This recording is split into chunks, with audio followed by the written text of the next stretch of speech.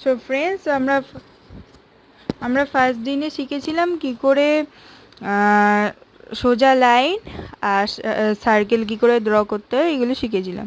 আজকে আমরা শিখবো ডায়াগোনাল লাইন আর আর ত্রিভুজ আর চতুর্ভুজ।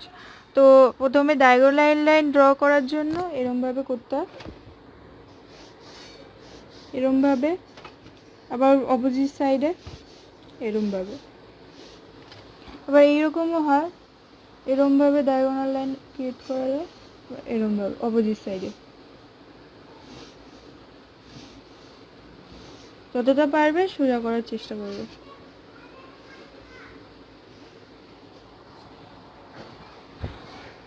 আর এখন আমরা ত্রিভুজ ড্র করব। এরকম একটা ডায়াগোনাল লাইন নেব, এরকম একটা ডায়াগোনাল লাইন, আর এখানটা জুড়ে দেবো, তো হয়ে গেল একটা ত্রিভুজ। খুব সহজেই ড্রয়িংটা করা যায়। আবার অনেকে আছে এরমভাবে ত্রিভুজটা ড্রয়িং করে, এটা ভুল। একবারে এরকম হয় না, এরমভাবে ডায়াগোনাল লাইন নিয়ে এরমভাবে ত্রিভুজ ড্র করতে হয়, এটা ঠিক। যারা বিগিনার্স আছে তারা রোজ এটা প্র্যাকটিস করবে। আর একটা আছে চতুর্ভুজ। এরমভাবে একটা লাইন ড্র করতে হবে, এরমভাবে আর এরমভাবে, আর নিচটা জুড়ে দিতে হবে।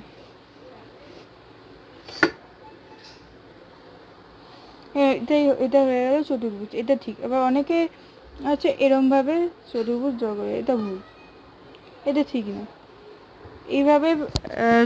এইভাবে তাড়াতাড়িভাবে আঁকা যায় না। এইভাবেই সোজা লাইন নিয়ে চতুর্ভুজ ড্র করতে হবে। তো বন্ধুরা, আজকে এইটুকুই। আবার পরের দিন আমি সার্কেল নিয়ে আসছি। তো তোমরা প্লিজ আমার চ্যানেলটা সাবস্ক্রাইব করে দিও, আর ভালো লাগলে লাইক আর শেয়ার নিশ্চয়ই করো।